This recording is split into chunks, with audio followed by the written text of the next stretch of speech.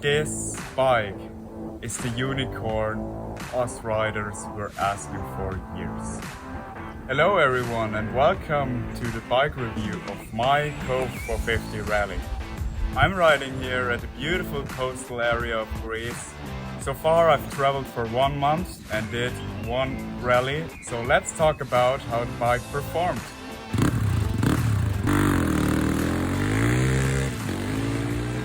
Let's talk about the engine first. So we have a 450 single cylinder engine. Since this bike was built for desert racing especially, it really likes the high revs. So I wouldn't compare it to a typical 450 enduro bike which has like the slow and especially mid-range punch. You really have to rev it high up. So it revs until 9,000 RPM. And around 6,000 it's where the fun begins. This is where the fun begins. Let's go to the suspension. So what we have here in this bike is a Yuan suspension. It's more on the hard side, and I have to say I'm really impressed with the suspension on this bike.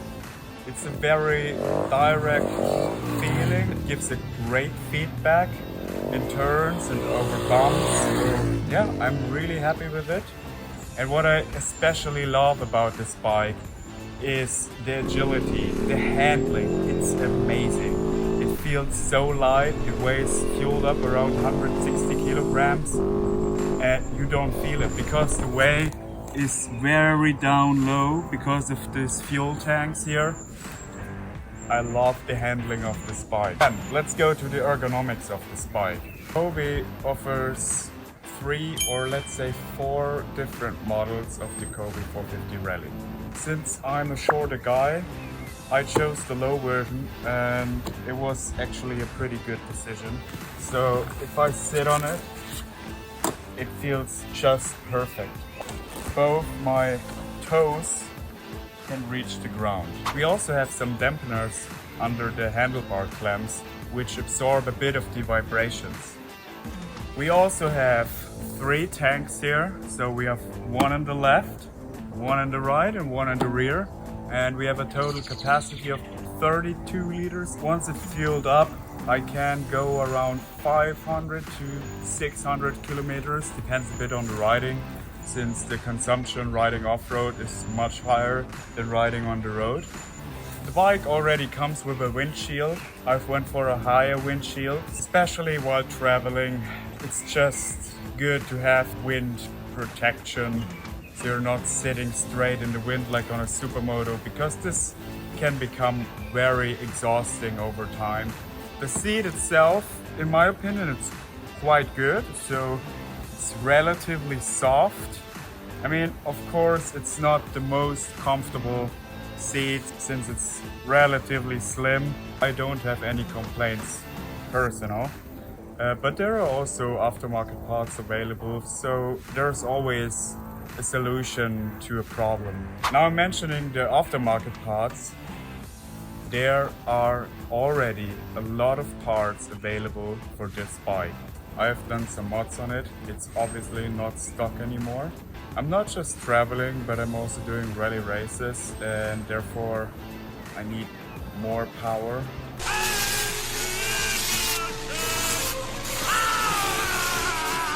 So the difference is it got an open air box, it got a racing exhaust system, so no cat, and it got another ECU for sure.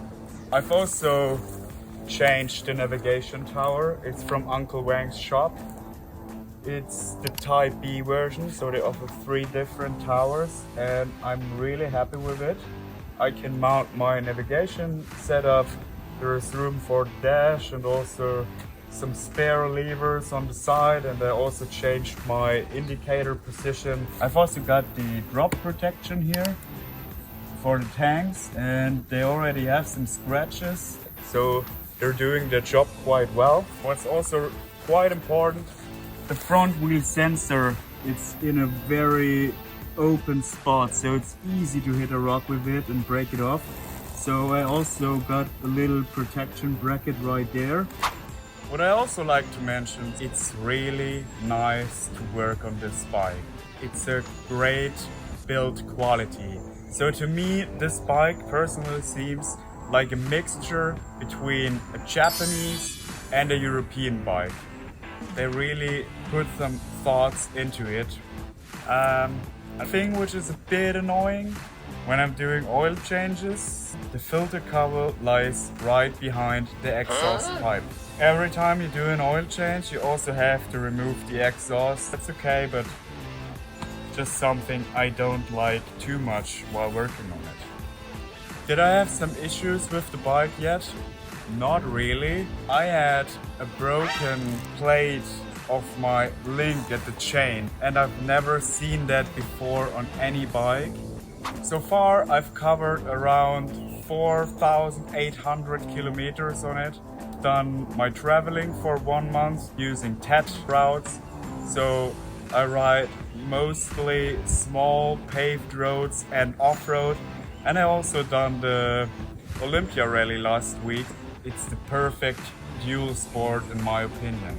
I'm 100% sure this bike is the unicorn us riders were asking for years.